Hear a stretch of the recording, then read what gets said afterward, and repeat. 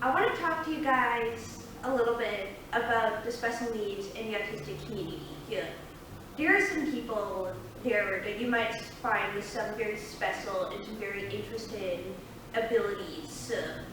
However, there are problems in that community. I want to give this TED Talk to help raise awareness and bring acceptance. I want to help others understand the lives of people living with it. I live with it. I have friends who live with it. It was always hard for me to relate to others because our life experiences were so different. Let me give you some examples of how I overcame it. So, when I was 12 years old, I was at a private special needs summer camp. And at this camp, I learned a bit about myself from the other campers through conversation and discussing. And at the time, I was obsessed with this video game called Minecraft. I'm sure most of you know about it. It's like digital Lego. So one of my friends told me that there was this Minecraft server called Autistic. And it was a semi-private Minecraft server dedicated to autistics. Because my mom was not so hesitant to speak about my condition when I was young, when my friend asked me if I was living with it, I said yes. So I enthusiastically started playing on the server. It's funny how a video game taught me about myself as I was in the world. Mostly it gave me a chance to be in a community with others who had similar issues and experiences. So one day I was playing on Minecraft and I found the blog of the somewhat well-known Stuart Duncan, autism father, founder of Minecraft. Stuart Duncan had this blog to help educate others in the autistic community. And this blog opened up a whole new world for me. There was some excitement at first with finding similar people to me, but mainly this blog was about the problems in the autistic community. Now, I have had trouble with acceptance from others, and this blog taught me that it was because of my autism. It's really hard for me to swallow because I would have rather been bullied for something I could control rather than something genetic and therefore out of my hands. Some of the stuff Stuart Duncan had to say was that there were several things you shouldn't say to autistic people if you want to be polite. They're said more frequently than one would expect, like, you need to watch your kids better, or maybe you're just bad parents. Parents are consistently getting blamed for causing autism, and so are the autistic children. But when you know more about autism, you know that a lot of it is out of the control of the child and your parents. There is also much more information, like how frequently they are bullied. It was said before that 1 in 4 kids are bullied, but in the autistic community, it is really closer to 1 in 2 or 3. Anyways, hearing all of this said was a revelation to me, because I realized what a hard time I've been having and how I could explain to people on the outside what to say and what not to say. When I was almost 13, I met a 4-year-old little boy. Because I had trouble with acceptance from others, I turned to help with one of my supports at school who had special needs students. And this kid was one of them, and he was on the lower functioning part of the autism spectrum, but that didn't really matter.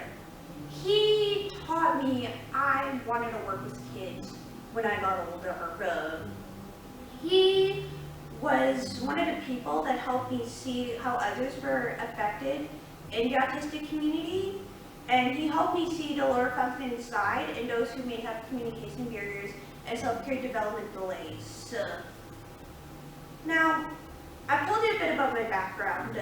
when it comes to this issue. And there have been a few sins here and there that I've done to do my part in the community. And the biggest sin I can do is to publicize my message and offend this in school in a number of ways. In grade 8, all of the students in my year in elementary school had to do a social issues project. And I made it based on the problems in the autistic community and presented it on World Autism Day 2014. Now, blue is the color of autism awareness. So then I was so pleased when my teacher helped me tell our class, wear a blue shirt that day. Yeah. So for the next few years on World Autism Day, in the middle of grade 9, I went to see the vice principal alone, 1 week ahead, to see how we could further publicize our message. We had announcements the day before and the day of. We made people wear some blue clothes that day. The vice principal got student council involved, and on World Autism Day 2015, I presented the autism PowerPoint to the community class I was in, and we had a banner on grade 9 lunchtime. So next year, I got together with one of my friends, and we had a cupcake sale that was very successful. Now, when you try to help the autistic community, it doesn't mean you have to be protesting on the streets. It can be something as small as the cupcake sale that my friend and I did. In subsequent years, I've done other stuff for World Autism Day and tried to make people more aware of it and tried to encourage others to plan that day. And what I've found is that more and more people every year have helped with the planning of it. But the point is, it shows that one with autism can do a little or a lot. Some of the autistics have experience that motivate them, but not all do. So not everybody who is on the spectrum feels the need to be an advocate. Obviously, a lot of people on the spectrum need to be advocated for, but with the help from our friends, we can do our part to make ourselves part of the conversation. There are various other things that people can do to help this community. There are other TED Talks that you can easily find in the autistic community in itself. There are people that host various other events outside of TED globally to help break the stigma. Stuart Duncan taught me that there are not-for-profit organizations in existence trying to help the community, and those are worth looking up and learning about. But the main thing people can do is to educate themselves, talk to people affected, their friends, their families, their teachers. Talk to them in the spirit of wanting to learn. When you educate yourself, you know what to do and what not to do in that community. Education also helps break stereotypes. And there are a lot of stereotypes in that community, which is one of the many reasons why there is a lack of acceptance. It's getting better, but there's still a long way to go. I guess it all comes down to reaching out to others, listening to them, putting yourself in their shoes, and trying to make those small efforts to help. The more you do, the more I will see, and do more too. It has been said before that although there is no cure for autism, not all want it cured. There are various different reasons why some want it cured and others don't. Some want it cured so that they'll feel more accepted in society. Others don't want it cured because it makes them who they are. Not only that, but there are also some serious positives with it. Sometimes autism comes with a good memory, for instance. A power of being able to remember more than normal, or even having a photographic memory. But what we do need is to be part of society and be accepted. We really need your acceptance so that we can be our own healers. And who knows, maybe you might need somebody with you no matter what degree, but you may learn a thing or two from them. When that 4-year-old little boy came into my life, who is now 9 years old, he taught me I wanted to be an early childhood special needs educator when I got older. And Stuart Duncan became a mentor to me later in life. Although the problems might be getting better, we still have institutions and politicians who simply don't care about our issues or even makes our lives worse. Funding is so important to begin with so that we can hopefully stand on our feet and find our way.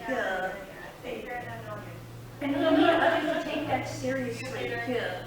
Engaging in discussions together and learning in science and wellness can give us the energy to help and advocate for ourselves.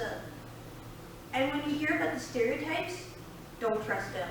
A lot of them are exaggerated and untrue.